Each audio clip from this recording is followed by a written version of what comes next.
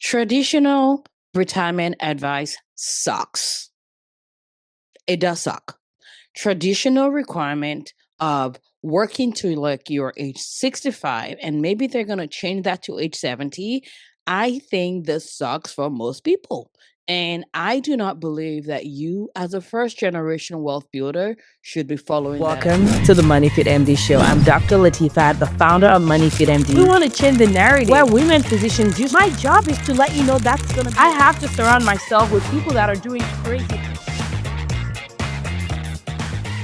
This episode, I'm going to talk about why, and I'm going to share with you some other alternatives that I truly, truly believe will help you not regret your life like traditional retirement will. If you have been around the block at all, you will have heard the traditional recommendation, which is like work like crazy until you're 65, like almost kill yourself until you're age 65. And then at age 65, you can finally retire and live happily ever after. Except you and I know as physicians, we have seen too many cases of people coming in when they should be enjoying their retirement and something pops up from a scan, something pops up from a CT scan, their hips stop working, there is a diagnosis, they start being grandparents, and that dream that they had now starts to change because they're like, wait a minute, my priorities are now different. The expectations are now different. People are asking me to do stuff that I did not plan on doing. And of course, we can talk about, no one should be forcing you, blah, blah, blah. But the bottom line is this. Traditional retirement is not where you leave all of your joy, all of your potential opportunity to live life, right? And I want to talk to you real quickly about like, even from just like a general perspective, like there are real tactical, real reasons why it's a bad idea. Number one, like I mentioned before, was health.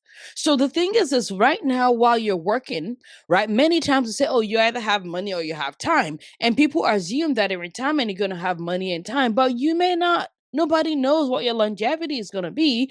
But apart from longevity, what about the quality of your health? Right? So when I think about the things that you are able to do now in your 40s, in your maybe 30s, in your 50s, in your early 60s, it's different from what you might be able to do later on. I'm in my 40s and I'm like, wait a minute, why my muscle be hurting?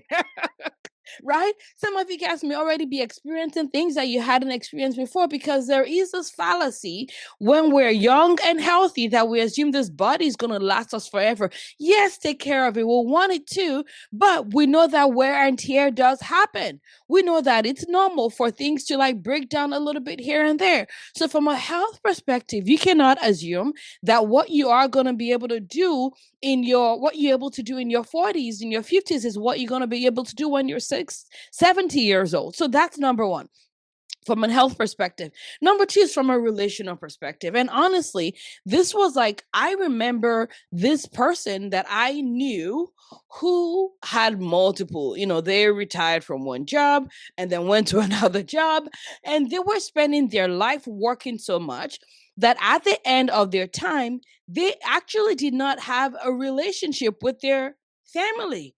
They did not have a relationship with their children. They did not have a relationship with their grandchildren, right? Because they dedicated their entire life to medicine.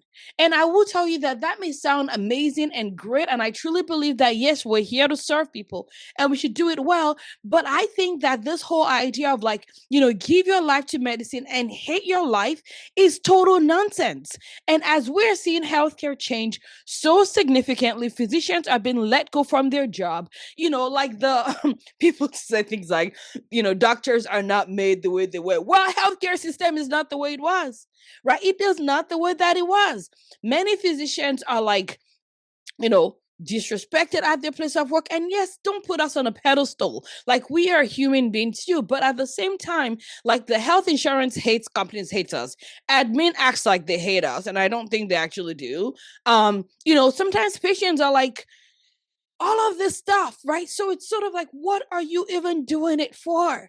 We're here to fulfill our calling. Yes, it is not for selfish gains only. Yes, right? We're here to serve and all of that. But at the same time, this whole idea of like sacrifice your relationships, your kids don't know you, you end up being strangers under one roof. It is total nonsense. And most of us are like, we don't want that. Like, I want to serve my patients, but I also understand that I have a responsibility to raise the next generation of my family members, right? I don't want the most, I do not want my biggest impact to be she helped people, but then her family did not know her. I don't want that to be. And maybe for you, you want that to be, and that's okay. But you have to make sure that your time and how you spend in your life aligns with what you value. And I just had too many conversations with too many people that have regrets about how they spend their life. It's like, so why don't we learn from them? I have a family member, a distant family member, who had a unfortunate diagnosis at an early or relatively early age, like in her 30s. Will I tell you that diagnosis, I mean, thankfully she's in remission, she's doing great, changed how she spends her time. Changes what she prioritizes. She's resting more. She's taking more vacation. She's pouring more into her family. She's working. She's still serving, but she's like, I'm not going to kill myself. Because sometimes when that life or death situation happens, it changes your perspective. Like, you are not God. Like, I am not God. We should stop trying to be like God, like in that regard. And then number three is like the impact. I think about the impact that like you and I are creating, because obviously I care about impact. I'm recording this podcast episode for you guys to watch so that you can stop following like ridiculous, traditional, kill yourself, hate your life advice. But instead, you actually are living a life that is balanced, what your life of purpose.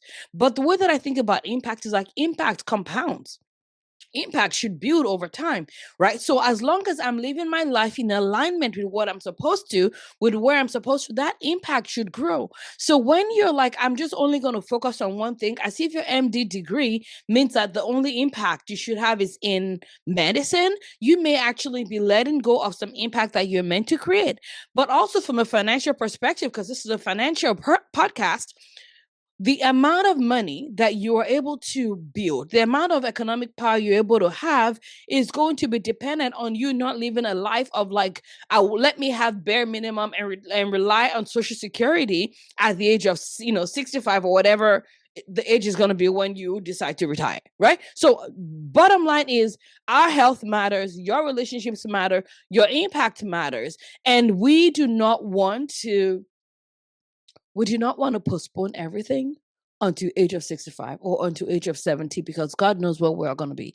And I will tell you that because this is how I live my life, this is what I teach my members inside of the Wealth Village. I'm seeing women physicians really prioritize their soul's desire. And part of that is serving patients, serving people within and outside of their clinic room. But also part of that is making sure that their family is not left behind. Their family is not getting the short end of the stick, so that they're living this wholesome, wealthy life. And it is a beauty to see because your impact is growing, it's compounding. They're showing up differently when it comes to their patients. Because trust me, your patients can feel whether you want to be there or not. And I will dare to say that people that have subscribed to this, like, auto life until age 65, they show up differently. They show up differently. And those that are like choosing to be intentional about their life, they show up differently. And so their patients benefit from them living life with two butt cheeks, which is what I call it, which is where you're showing up in authenticity. You're showing up because you want to, not because you have to. Okay. So that's the bottom line of why you cannot wait. And the question now is like, Latifat, what do you think is a better option? I'm going to tell you, y'all better chill out. Chill out, relax. By the way, if you're watching this on YouTube, my camera is doing the zooming thing where it's like zipping on my face, which is like so bizarre. But anyways, whatever. Y'all gonna see what I look like, whether you like it or not. Y'all gonna see what I look like, whether I like it or not. But I need to figure out how to change the setting of this new laptop. Tech is not like my thing, and I wasted too much time trying to figure this out. I should, yeah. Anyways, the bottom line is, zoom it in my face, y'all. It's in my face. So, what do I believe is a healthier, more responsible, and more steward like perspective or way to do this? And number one is the idea of mini retirement. So, I like the idea of mini retirement for multiple reasons. This is where every 5 to 7 years, you you are deciding for yourself how you want to proceed. You are deciding for yourself how you want to live your life. You're deciding for yourself how you want to spend your life. And many people don't ask this question because they're afraid of the answer that they're going to get. But sometimes it's worth the discomfort so that you can answer the question of, like, what do you actually want to spend your life doing? I've shared with you guys on the podcast in the past, we took a year off clinical medicine, traveled around the world with the kids, got to feel my digits, got to breathe, got to feel Latifat, got to align better with Latifat in the season of her life. And the benefit of that is that I actually realized I love medicine. The key is I want to practice it on my own terms at a capacity that I choose. And many of my clients have also decided for themselves like what they want their life to look like. Yes, there's some planning that you want to get in place in order to be able to do that from a financial perspective. And in fact, I put together a sabbatical guide. You can go to moneyfitmd.com/sabbatical, and when you go on there, you will be able to see for yourself, like, what are the things that I recommend that people do? What are the potential ways you can fund your sabbatical? Because there's no one size fits all, even when it comes to this. I have clients that took off a month off. Don't take less than a month. Less than a month is like nothing. So I have clients that have taken like a month off, clients that have taken 3 months off. I actually had a client, well, still have a client. I have multiple clients. So academic medicine took some time. One of them was able to actually negotiate to work telework. So she was able to work remotely for about a month or 3 months or something like that. And so here, she and her family, they were living outside of their immediate state in a city and a state that they wanted to, and just like slow down, like just slow the heck down and reconnect, not just with their own individual selves, but with their family, with their faith, or whatever else is important to you. So I'm a huge fan of mini retirements. And in fact, I think about the fact that every year there's something that I like to do.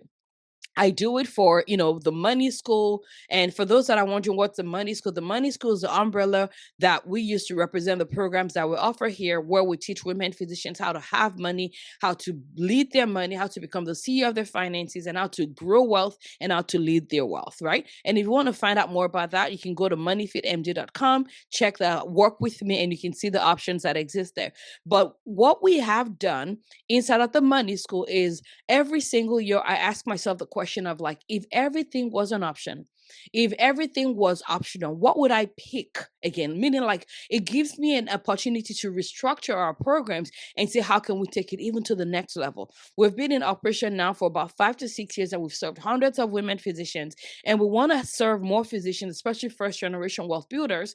And so we're asking ourselves, like, what is helpful, what is not helpful. That way, even though nothing is broken, we want to take it to the next level, and that's how we get better and better and better. And I ask the same question about my own life, about my schedule. What do we have on our plate? What is low value in the season that we are in? You may have read this book, 10x is easier than 2x. You may have heard about the whole principle of like 20-80 rules. Like, what is the 20% in our lives that we love, and what's the 80% that we want to dump?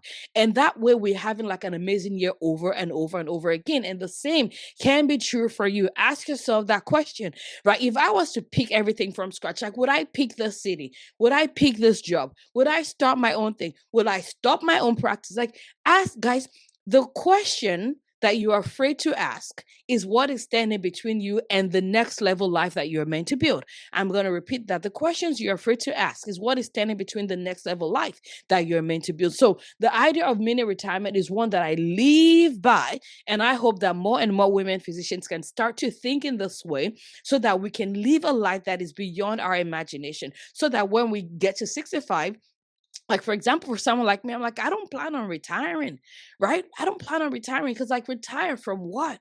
I love clinical medicine. I do it a week, a month. It's an honor to do it. And I do it that way so that I don't burn out, so I can keep giving my 100% to medicine at the time that I've allocated to medicine. But Money Fit MD, we're helping women physicians lead their life, like, the testimonials we're getting, people are paying off their debt, people are negotiating more fiercely, they're having better relationships, having more conversations with their spouses, they're leading their life, they're hating their lives less, they're growing their net worth. Like, we celebrated one of our members who crossed 8-figure net worth recently. Like, why would I stop this? Like, we are letting women physicians have economic power. Like, when am I going to retire? I don't even, like, what does that even mean?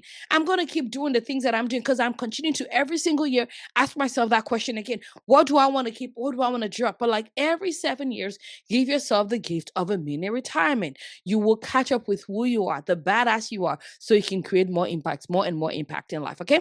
That's number one. The next second one thing that I recommend, instead of waiting for traditional retirement, where you can finally do what you want with your life, is how about you start to do what you want with your life right now? And the way you may need to do that is by not overworking. I will stand by this. I don't care what y'all say. I don't care what people say. I don't care what culture says. I don't care what anybody in their mind might be saying. But overworking is not a badge of honor. What I mean by that is this: physicians, you work too many hours. And there's, what do you define by many hours? I don't think any physician should be full time. I'm just saying. And part of the reason why it's full time for us is like 120% for most people in the world, right? So why are you overworking? Why are you like killing yourself, guys? And the reason why this is the truth is you need time to rest. You need time to play. These are part of the arms of wealth. You need time to have fun. And if you don't know what that is, that does not mean you should not have fun. That means that you need to build the muscle and rediscover what is play for you. You need to be able to like spend time with your loved ones, like nurture relationships that will be with you when all else is gone. When they fire you is not when it should be like, I wish I had more people in my life. When you get a terrible diagnosis, God forbid, is not when we should say like, we wish we had better relationships. Like, you can start to invest, and you cannot invest if you don't have time. If you don't have time. So I'm a huge fan. Like, I literally, I'm asking my clients over and over, like, what time? Like, how much are you working? Is this optimal for the season you're in? Is this what your soul is asking for? Like, is this where you're meant to be? Is this what you want to do in the season of your life? No judgment. If you want to work, I mean, like, honestly, guys, I have clients that will choose to work additional for specific reasons, right? But if you look at nurses, most nurses don't work full time like doctors do. Most nurses sign up for part time, and then they now opt to work more. I'm going to repeat that. Most nurses work part time and then opt to work more. And guess what? When you say you're going to work more, I'm going to, you know what? I have an extra week I'd like to do, an extra day I'd like to do. People are like, thank you so much for your help. Oh my goodness. Right now, nobody thanks you for anything. But when you're like, I do zero point 0.6 FTE, and oh, in May, we can schedule an extra day, to fill in anybody that needs urgent visits or whatever. Thank you, Latifat, for helping us. Thank you, Susie, for helping us, right? So the goal is not to get like, applause from humans or whatever, but we need to stop this whole culture of like overworking, because it is literally killing us. And yo, I need to pull up this data. Don't quote me on it, but I heard, and I need to just go look up this data, that in most settings, women actually outlive men, except in medicine, in healthcare. I need to go find that data, because if that data is accurate, we need to figure out like, what is it that we are doing that is literally killing us. And because I'm here to serve you, I'm not here to serve anybody else but you guys. Like, that is why I'm saying this. You need rest, you need recovery, you need like your brain, you need to be yourself so you can practice medicine authentically. There's data that shows that women physicians are more likely to get messages in basket, like there is unpaid work you're doing. You're more likely to be placed on like stupid committees that you may not even want. Like, unpaid work is plentiful. We are killing ourselves. It's hurting our relationships, and we're done with that nonsense. If you agree with me, just say, Latifat, I agree wherever you are. Blah, blah, blah. Y'all are like, Latifat is hallucinated. I don't care. Okay. So I want to make sure number one is mini retirements. Number two is just cut the crap on overworking. And if you need to figure this out from a financial perspective, stop suffering. The easiest way, maybe your first step is how to create more margin in your finances every month. We literally have a workshop for you. You can access it right now by going to moneyfitmd.com/money leftover. We'll make sure the link is in the show notes. Like, if you are like Latifat, but it already feels like my finances are tight, it doesn't feel like I have a lot left over every month. There is taxes you're paying, not just the governmental taxes. There is taxes that women, especially first generation wealth builders, are paying with their family, with culture, with spending that actually is eating into your money. And when I've done this workshop, I've literally had people find things like $1,000 every month, $2,500 every month, $3,000 every month. Like, what would you do with an extra $3,000 every month? The workshop is available for it's only $47. Go into the show note, click on it, and go watch. Do the workshop with us. Do it, do it, do it, do it. Start to find the money so that you'll realize that maybe I don't need to overwork. Like, you don't need to work more hours in order to have more money. What would need to be true? What would need to be true for that statement to be correct? Write it down, go take those actions, and that statement will be correct. Guys, this is how your mind makes you money. It's not math only that makes you money. Your mind is a money maker. Your mind, the way you're thinking, should be a money maker. And if it's not, it's time to like sharpen that baby, y'all. Time to sharpen the brain. Sharpen the brain and learn how to make it work for you. It's an asset. You're an asset, baby. All right. So, third thing, last but not the least, is entrepreneur mindset.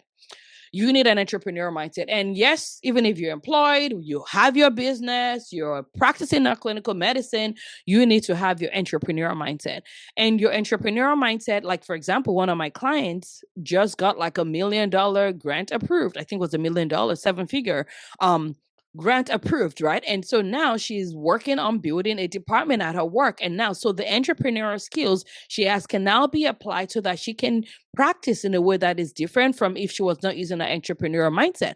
So you don't have to like ditch your W-2, your 1099 in order to be entrepreneur. If you're a locums, that's an entrepreneurial thing. So you have to make sure that you're being savvy, right? With the way you're asking for pay, the way you're spending your money, the way you're getting your reimbursement, all of that stuff, right? So entrepreneurial mindset is healthier mindset. And just before you start saying like, oh, Latifat, I'm not a business person. Me neither. Like literally, let me like seriously, come closer, come closer. Literally, 6 years ago, this was the story that I had in my head. I'm a physician, not a business person. I'm a physician. That's my skills. That's my talent. And all this business, negotiation, sales, marketing, not my thing. Boy, I'm telling you, the skills that I'm teaching, because, as parents, right, we give our kids the best that we know. Some of the skills that I'm teaching my kids is number one, entrepreneur skills.